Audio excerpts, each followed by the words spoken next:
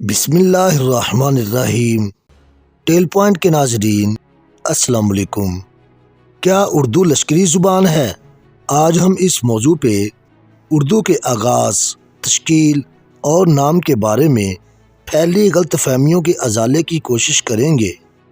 اگر آپ 1000 لوگوں سے پوچھیں گے تو 999 یہی بتائیں گے کہ اردو ترکی زبان کا لفظ ہے اور اس زبان کا یہ نام اس لیے رکھا گیا کہ یہ مغل بادشاہوں کے لشکروں اور چھاؤنیوں میں بولی جاتی تھی، جہاں یہ ہندی، فارسی، عربی، ترکی اور دوسری زبانوں کے آپس میں میل ملاپ سے وجود میں آئی۔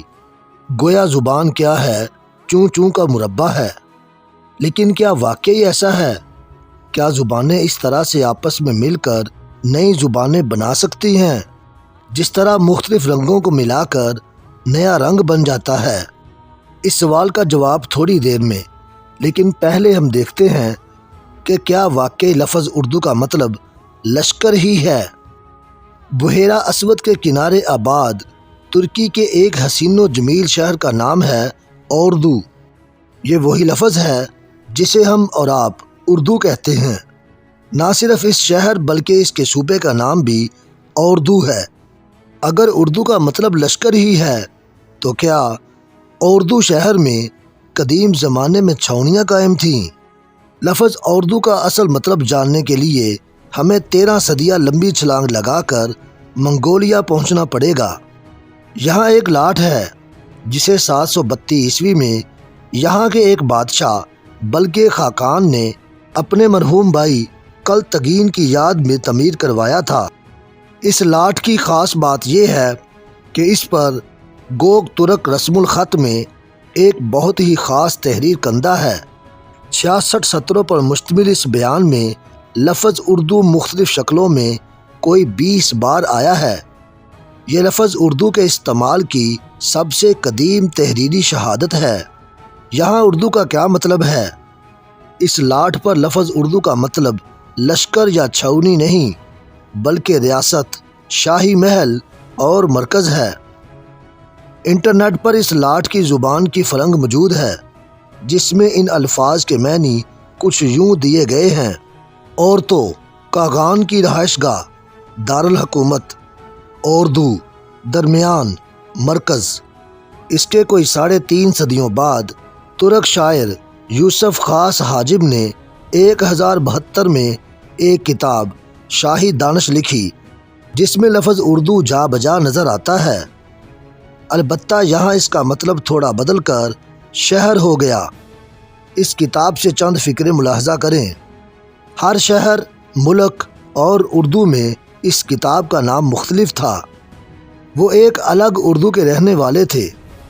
دنیا قید خانہ ہے، اس کی محبت میں گرفتار مت ہونا بلکہ ایک بڑے اردو اور ملک کی جستجو کرنا تاکہ چین سے رہ سکو۔ موت نے بڑے بڑے اردو اور ملک اجاڑ دیے، لیکن یہ گمان نہ رہے کہ کسی شہر کے نام کی مدرجہ بالا مثال انوکھی ہے۔ اس نام کے کئی اور شہر بھی گزر چکے ہیں۔ پاکستان کی سرحد کے قریب واقع چینی شہر کاشغر کا منگول نام اردو کند تھا۔ اسی طرح ایک اور شہر اردو بالیغ کے نام سے تھا جسے بعد میں قراقرم کہا جانے لگا۔ 1235 میں منگولیا ہی سے اٹھ کر چنگیز خان کے پوتے باتو خان نے یورپ پر چڑھائی کر دی اور چند سالوں کے اندر اندر روس، پولینڈ اور ہنگری کو روند کے رکھ دیا۔ اس تمام مہم کے دوران ایک منقش طلائی خیمہ باتو خان کے زیر استعمال رہا، جس کی وجہ سے تمام لشکری خیمہ گاہ کو آلتون اوردو یا سنہرا کیمپ کہا جانے لگا۔ شاہی خیمے کو اردو کیوں کہا جاتا تھا؟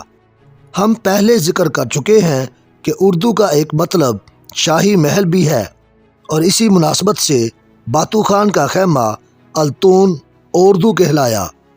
یہ 2 منزلہ خیمہ جہاں سفر کرتا تھا، لوگ کہتے تھے کہ وہ اردو جا رہا ہے۔ رفتہ رفتہ لفظ اردو کا ایک مطلب لشکر بن گیا۔ باتو خان نے 1242 میں مشرقی یورپ میں منگول سلطنت کی داغ بیل ڈالی جو 15ویں صدی تک قائم رہی۔ اسی اثنا میں لفظ اردو بھی یورپ کی زبانوں میں داخل ہونے لگا۔ اطالوی اردہ، پولش یا ہسپانوی ہوردا، سوئس ہورد، فرانسیسی ہورد۔ 1555 میں شائع ہونے والی رچرڈ ایڈن کی ترجمہ شدہ کتاب نئی دنیا کے اشرے decades of the new world انگریزی زبان کی وہ کتاب ہے جس میں یہ لفظ پہلی بار استعمال ہوا ہے۔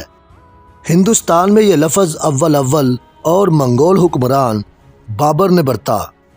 اس کے بعد دوسرے منگول یعنی مغل بادشاہوں کے دور میں یہ لفظ تراکیب میں بھی لکھا جانے لگا، جیسے اردو معلیٰ، اردو علیہ، اردو بزرگ، حتیٰ کہ اردو لشکر۔ ان تمام تراکیب میں اردو کا مطلب شاہی کیمپ ہے۔ یہ ایک موبائل محل ہوتا تھا جس کی کئی منزلیں ہوا کرتی تھی، زنانہ اور مردانہ ہی سے الگ ہوتے تھے، اور اس کے اندر سینکڑوں لوگوں کے بیٹھنے کی گنجائش ہوا کرتی تھی۔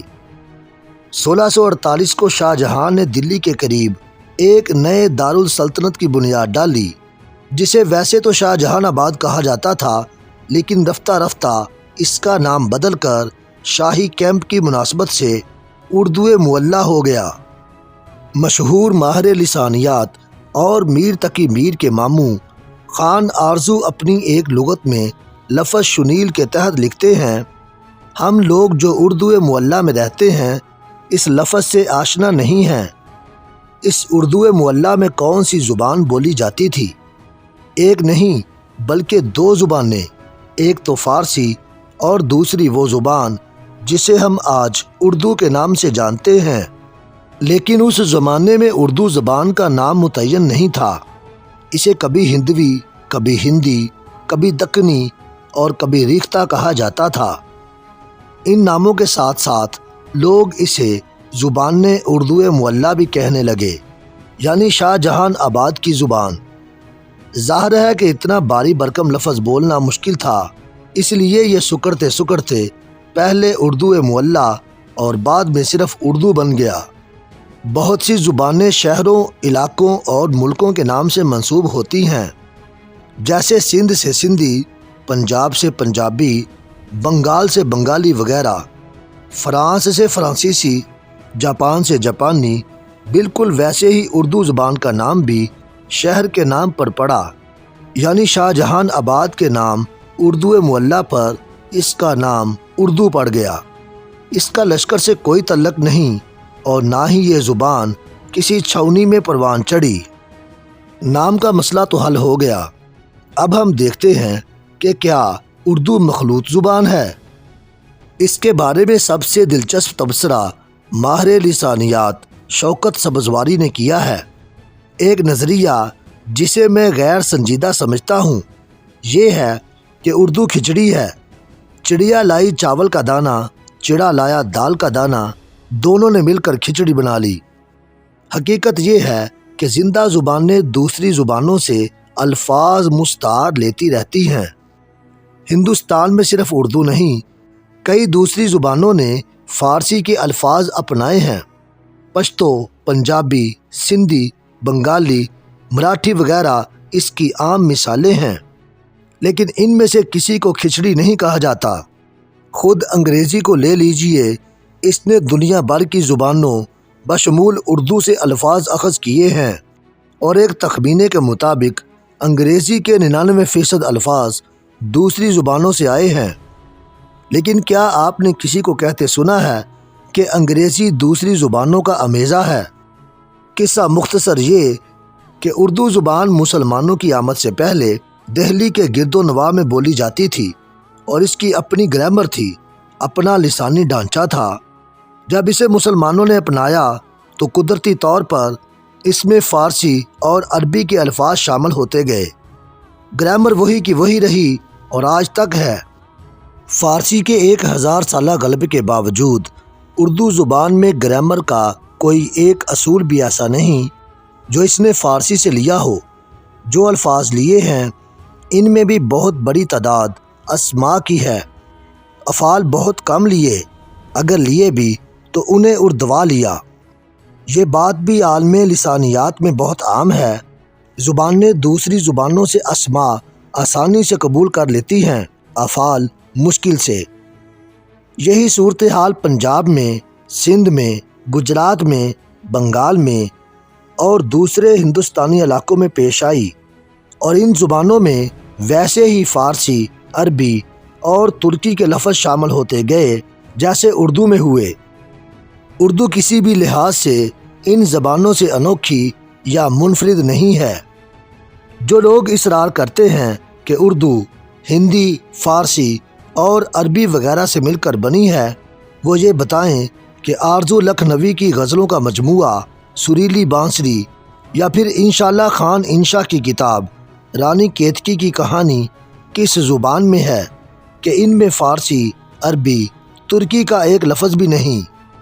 مزید یہ کہ میراں جی، حفیظ جالندھری اور دوسرے شاعروں کے گیتوں کو بھی اردو بدر کرنا پڑے گا۔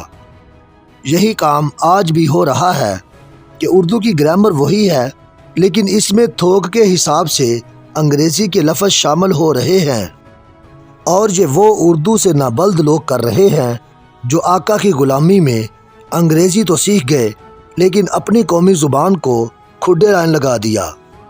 اگر آتش و مصطفی یا میر امن زندہ ہو کر اس زمانے میں آ جائیں تو دو اردو بولنے والوں کی یادی گفتگو ان کے سر کے اوپر سے گزر جائے گی۔ زبان وہی ہے، البتہ جیسا کہ دنیا کی تمام زندہ زبانوں کے ساتھ ہوتا ہے، اس کے اندر وقت کے گزرنے کے ساتھ ساتھ تبدیلیاں آتی رہتی ہیں۔ یہی حال اردو کا ہے۔ نہ یہ لشکری زبان ہے، نہ کھچڑی زبان ہے، نہ مخلوط زبان ہے، نہ مسلمانی زبان ہے۔ البتہ لوگوں کے ذہنوں میں جو مغالطے سما گئے ہیں، انہیں نکلتے نکلتے ابھی وقت لگے گا۔ یہ تو مسئلہ تھا اردو کے لشکر ہونے کا۔ ایک مسئلہ اور بھی ہے جو ہم انشاءاللہ دوسری ویڈیو میں بیان کریں گے۔